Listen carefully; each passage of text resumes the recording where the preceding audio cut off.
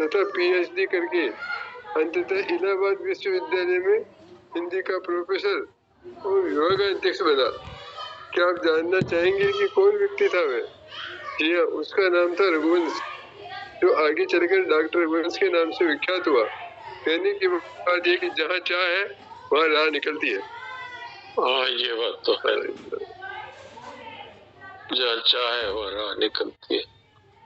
तो इसको अपने भगवान की प्राप्ति के मार्ग में अगर इसी बात को लगा दें, तो अगर संसार की तो चाह करेंगे तो हो सकता है पूरी हो या ना हो, लेकिन भगवान के रास्ते में तो ये अवश्य ही पूरी होगी, क्योंकि इसी के लिए मानव जीवन मिला है। और भगवान का आश्वासन है, तू चाला 1 पाउंडो, मैं चालू 100 कोस। संसार में तो अब अपने धन चाहते हैं तो धन को पता ही नहीं है कि ये मुझे चाहता है, और वो किसी विधान से मिलता है ना भी मिलता है। लेकिन भगवान तो जानते हैं ये मेरी तरफ चल रहा है, तो इसलिए इस मार्ग में तो कोई निराशा का स्थान ही नहीं है। और अगर सच्ची लगन हो तो रास्ता अवश्य मिलता है। ये बात अब इस कहानी से सिद्ध हो गई। तो अब जयेश भाई आप सुना दो कुछ। राम राम जी सर। राम राम। कल के सत्संग का सार जी।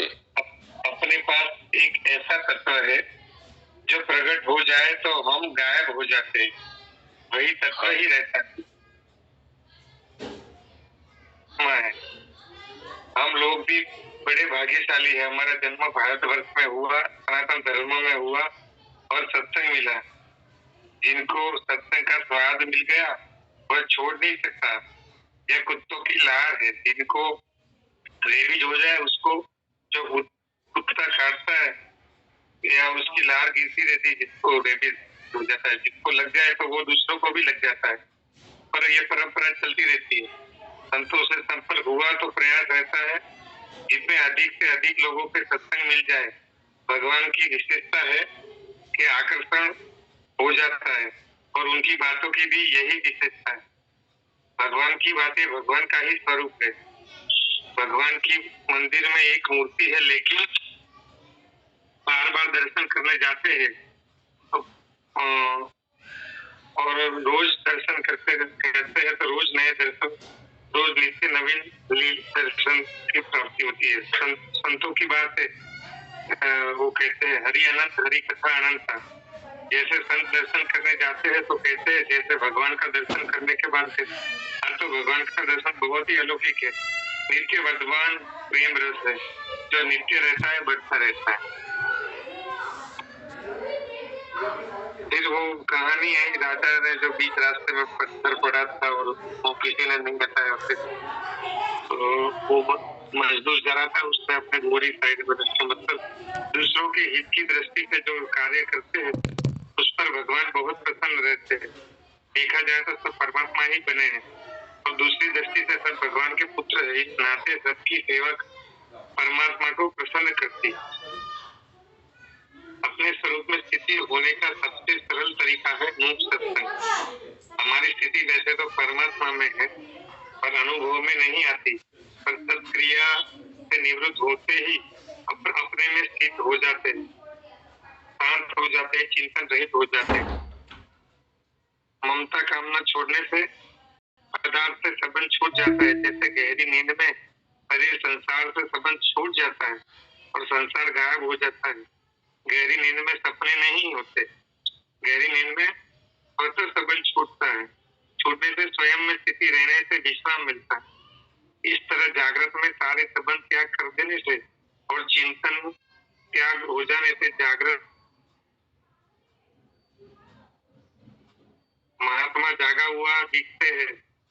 जागा हुआ हुए भी संसार की तरफ पूरा सोया हुआ है, और अंदर से जागृत है कि हमारा स्वरूप भी परमात्मा है। परमात्मा नित्य है, वही आत्मा है, परमात्मा।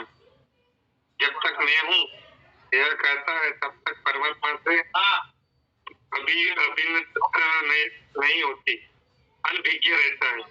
शरीर और संसार से हमारी जातीय भिन्नता है। शरीर संसार जड़ है, दुख भरा है, नाशवान है। हमारा स्वरूप आनंद स्वरूप है, इसीलिए हमारी जातीय भिन्नता है। भगवान और आत्मा एक ही तत्व, एक ही जाति के हैं। भगवान अमर है, सनातन है, हम भी ऐसे ही है। सत्चिंतन और सच्चर्चा को भी सत्संग कहते हैं, पर यह सत्संग करने में सहायक है बहुत ही। इसलिए मनुष्य के सच्चर्चा और सत्चिंतन में लगे रहना चाहिए। जब तक सत्य का अभिलाषी चर्चा और चिंतन जनित क्रिया में आसक्त न हो, अपितु चर्चा और चिंतन का उपयोग सत्य की भूख जगाने में ही करे। सत्य की तीव्र मांग साधक को असंग से असंग कर सत्य से अभिन्न करती है।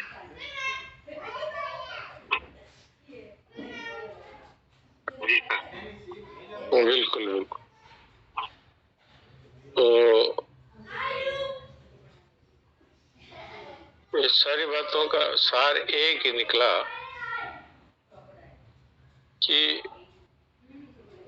अगर हम संसार की सेवा तो करें, लेकिन इसको अपना न माने और किसी प्रकार की कामना न करें, तो हमारी स्थिति हमें स्वतः ही परमात्मा में अनुभव होगी। इसके लिए मरने की जरूरत नहीं है। कई लोग कहते हैं कि मरने के बाद मोक्ष होता है, तो वास्तव में तो मोक्ष जीते जी होता है। मरने के बाद भी होता है, लेकिन वो उसके बारे में क्यों सोचें। जैसे कोई कैद में पड़ा हो और वो बार बार जेलर से कहता है भाई मुझे छोड़ दो, तो जेलर कहता है अभी तो नहीं छोड़ेंगे, तो मरने के बाद छोड़ देंगे। तो मरने के बाद छोड़ने का क्या फायदा।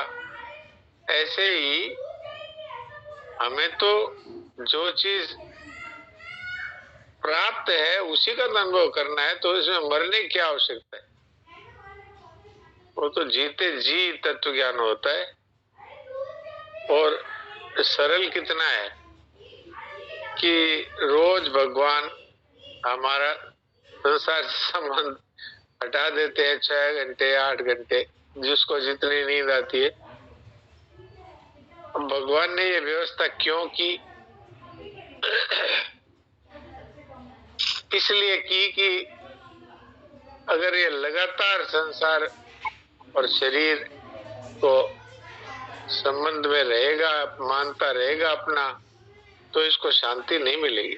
आप देख लो, अगर किसी को 2-3 दिन नींद नहीं आए तो उसकी क्या दशा हो जाती है। इससे सिद्ध होता है कि संसार से संबंध लगातार कोई रख ही नहीं सकता, और अगर रखेगा तो वो पागल होएगा। कहते हैं ना, इस आदमी को आज 5 दिन हो गए नींद नहीं आ रही है तो ये पागल हो गया। तो ये संसार का संबंध है, वो मनुष्य को दुखी करता है। तो इस बात को हम लोग समझते नहीं। भगवान हमारा संबंध 6 घंटे 8 घंटे के लिए संसार से हमेशा तोड़ा देते हैं, लेकिन जग करके हम फिर उसको पकड़ लेते हैं। जैसे मनुष्य को भगवान भेजते हैं कि भाई 70 साल 80 साल 60 साल तुमको हम समय देते हैं, तो तुम अपना उद्धार कर लो। मनुष्य आकर के यहाँ पर भोग भोगने और संग्रह करने में लग जाता है और समय पूरा हो जाता है, तो भगवान उसको मृत्यु रूप विश्राम देते हैं।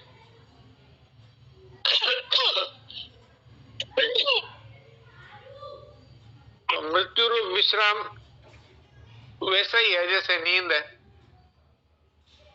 अब नींद में जाने से हमारी मुक्ति क्यों नहीं होती, बताइए। क्योंकि हमने तो संसार को छोड़ा नहीं, ये तो भगवान ने छुड़ाया। तो हम संसार से संबंध तोड़ देंगे, अर्थात हमारा कोई नहीं, ममता नहीं, कामना नहीं, तो हमें शांति मिल जाएगी और परमात्मा का अनुभव हो जाएगा।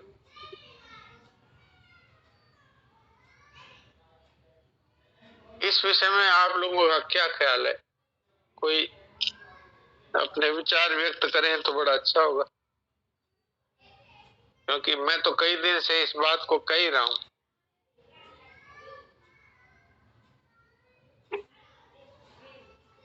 कोई अपना विचार व्यक्त करना चाहे तो हाथ खड़ा करें। किसी को ऐसा लगता हो कि वे ममता कामना छोड़ने के बाद भी शांति नहीं मिलती हो, ऐसा किसी को लगता हो तो प्रश्न कर सकता है।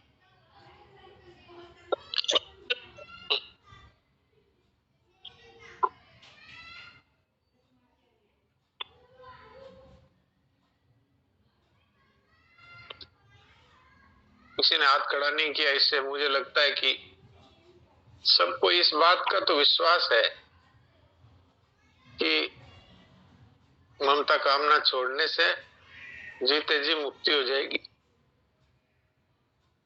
तो अगर विश्वास है और अपने पास सामर्थ्य भी है और अधिकार भी है मुक्त होने का, तो फिर किस बात की देरी है, किस बात का इंतजार है? और इसमें देरी का काम नहीं है।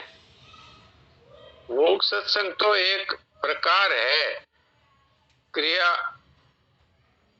और चिंतन से रहित होने का, ताकि हमें अपने आप का अनुभव हो सके। जब तक क्रिया में लगे रहते हैं तो आदमी को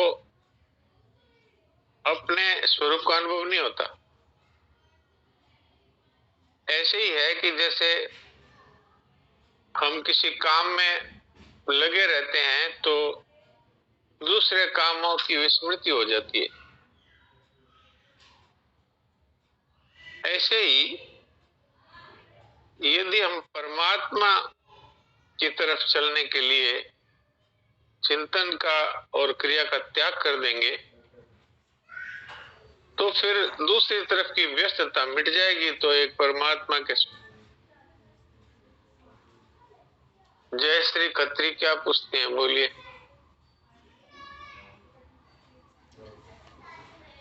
हाँ बोलिए।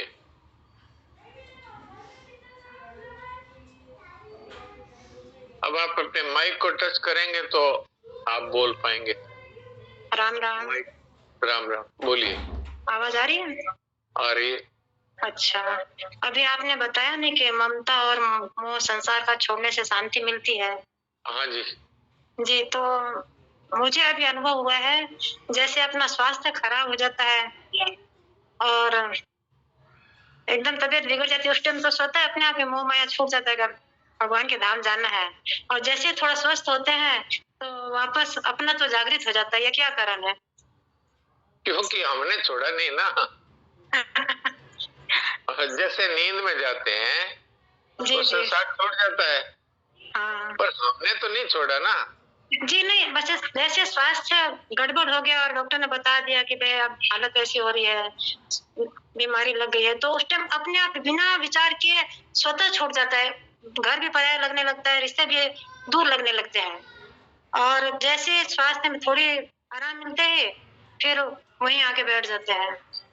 ये किसका अनुभव है? आप बताइए, आपका अनुभव है क्या? ये खुद का अनुभव है, खुद का ही अनुभव है। अभी जस्ट मैं इस अनुभव से निकली हूँ अभी। मुझे तो इस बात पर विश्वास नहीं है। क्यों कि जब तक हम संसार से संबंध नहीं तोड़ते अपने मन से, तब तक मरते समय भी हमको संसार ही याद आता है। अब ये घर छोड़ के जा रहा हूँ, अब ये मेरे परिवार के सदस्य इनको छोड़ के जा रहा हूँ, ये मैं धन छोड़ के जा रहा हूँ। इस तरह से आदमी दुखी हो जाता है। कोई भी ऐसा नहीं है कि बीमारी ज्यादा हो गई, अब मरने की स्थिति आ गई तो अब सबसे मोह छूट गया।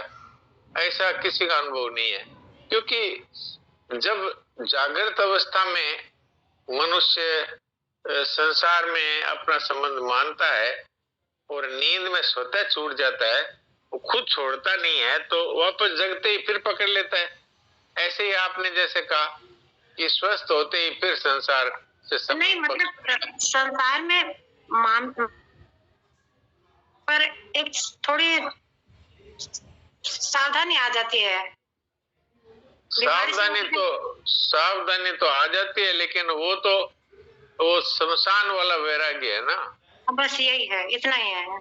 जब शमशान में जाते हैं तो जलते हुए देखते हैं शरीर को, तो सोचते हैं कि संसार में कुछ भी नहीं है, और फिर वहां से वापस लौट करके घर में आके वो स्थिति।